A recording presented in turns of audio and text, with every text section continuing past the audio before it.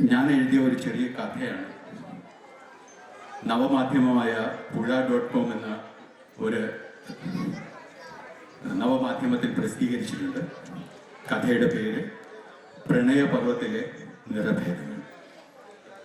നഗരത്തിന്റെ പ്രകാശവേഗതയ്ക്ക് മേലെ ആകാശത്തിൽ തുറക്കുന്ന നഗരത്തിന്റെ പ്രകാശവേഗതയ്ക്ക് മേലെ ആകാശത്തിൽ തുറക്കുന്ന ജനാലക്കരികിൽ ഇരുന്നു കൊണ്ട് അയാൾ ആ നഗരത്തെ വീക്ഷിച്ചു. വർഷങ്ങൾക്ക് ശേഷം ഇന്നലെയാണ് ഈ നഗരത്തിൽ വീണ്ടും എത്തിയത്. നീണ്ട 25 വർഷത്തെ പ്രവാസ ജീവിതം അത് ജീവിതത്തെ തന്നെ മാറ്റിമറിച്ചിരിക്കുന്നു. തൻ്റെതായി ഒന്നുമില്ലാത്ത ജീവിതം സമയം പോലും നിർണയിക്കുന്നത് മറ്റാരോ ആണ്.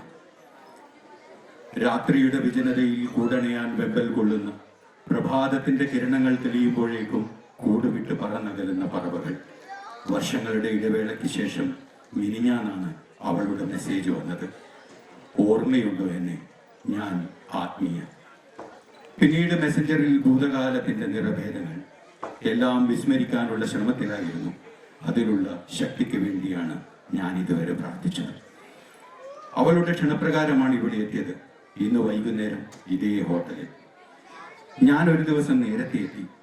വർഷങ്ങൾക്ക് മുമ്പ് കണ്ട ആ നഗരത്തെ ഒന്നുകൂടി ചുറ്റിക്കാണണം. തലയുയർത്തി നിൽക്കുന്ന പതംഗ് ഹോട്ടൽ. ഈ അഹമ്മദാബാദ് നഗരം മുഴുവൻ കാണാമത്രേ. നഗരം കണ്ടിട്ടില്ലാത്ത ഗ്രാമത്തിൽ നിന്ന് വന്ന എനിക്ക് അതൊരത്ഭുതമായിരുന്നു. വറ്റി വരണ്ട് ശോഷിച്ച വയോവൃദ്ധയായിരുന്ന സബർമതി പുഴ ഇന്ന് സുന്ദരിയായിട്ടുണ്ട്. ഏതോ സമർത്ഥയായ ബ്യൂട്ടീഷ്യന്റെ കരവിരുത്ത് പോലെ.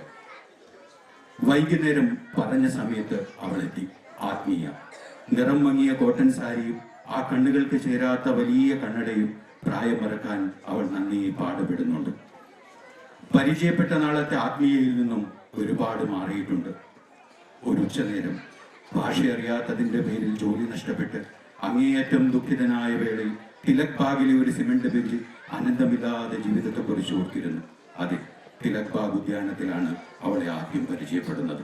നഗരമധ്യത്തിലുള്ള സബർമതി പുഴക്കടുത്ത് ഒരു ഉദ്യാനം. അന്നവൾക്ക് കണ്ണടയുണ്ടായിരുന്നു? ഇല്ല. ഒരു സാന്ത്വന സ്പർശമായിരുന്നു അവൾ. ഒരുപാട് പുഞ്ചിരിച്ചുകൊണ്ട് ഒരുപാട് സംസാരിക്കുന്ന മെടുക്കി. ഇന്ന് ആ കണ്ണുകളിൽ പ്രസരിപ്പ് കാണാനില്ല. കഴുത്തിൽ ചുറ്റിയ കമ്പിളി സ്കാർഫ് ശ്രദ്ധയോടെ അവൾ മടക്കി. സാരിക്ക് ചേരും വിധം അതീവ ശ്രദ്ധയോടെ തിരഞ്ഞെടുത്ത ലെതർ ബാഗ് അവൾ മേശപ്പുറത്ത് വെച്ചു. അവൾ അങ്ങനെ ചെയ്യാൻ തുടങ്ങുമ്പോൾ മേശയ്ക്ക് മുകളിൽ വേണ്ടത്ര സ്ഥലം ഉണ്ടായിരുന്നുവെങ്കിലും ഡയറ്റ് ഡ്രിങ്കിന്റെ കേൻ ഒതുക്കി വെച്ചുകൊണ്ട് അയാൾ ഔചിത്യം കാണിച്ചു.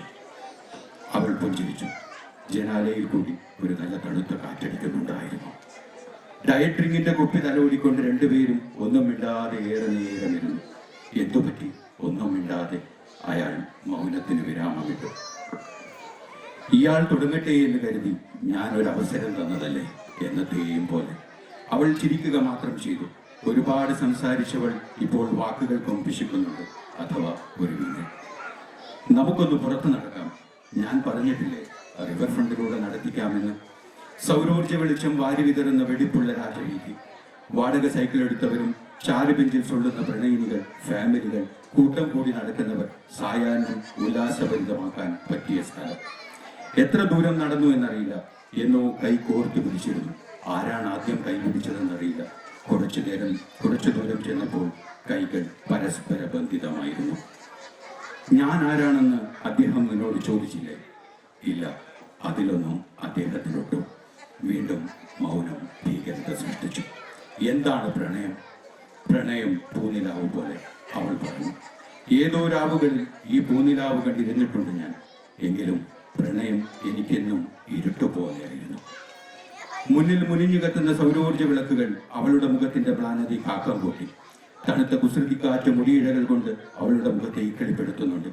അവളുടെ കൈകൾ എന്റെ കയ്യിൽ നിന്നും വേർപെട്ടു. അവൾ അകലേങ്ങോ മിഴികൾ നട്ടുകൊണ്ടിരിക്കുകയാണ്. വലത്തെ കവിളത്തെ അനസരപ്പെടുത്തിയ ഇഴകള് പിറകോട്ടൊതുക്കി അവൾ ചോദിച്ചു, മുറിച്ചു മാറ്റപ്പെട്ട ഹൃദയങ്ങൾ തമ്മിൽ തുന്നിച്ചേർക്കാനാവും? ഒരുങ്ങുന്നതെല്ലാം ഉപേക്ഷിച്ച് ആരും മോഹിക്കും ആ പഴയ ദിനങ്ങളിലേക്ക് മടങ്ങാനാവുമോ? ഇല്ല. പാതിയിൽ ആകാശം മുറഞ്ഞുപോയ പക്ഷികളാണ് നാം.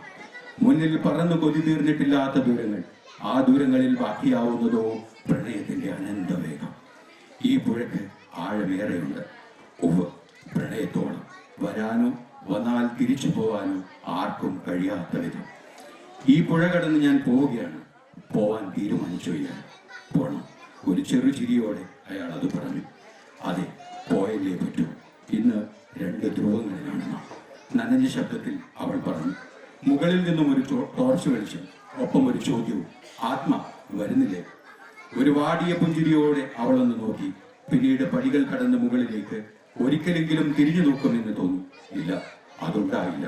തീങ്ങുകയാണ് അവൾ. അദ്ദേഹത്തിന്റെ തോളിൽ തലചായ്ച്ചുകൊണ്ട് ദൂരെ ഇരുട്ടിൽ മറയുന്നതുവരെ നോക്കി നിന്നു അയാൾ.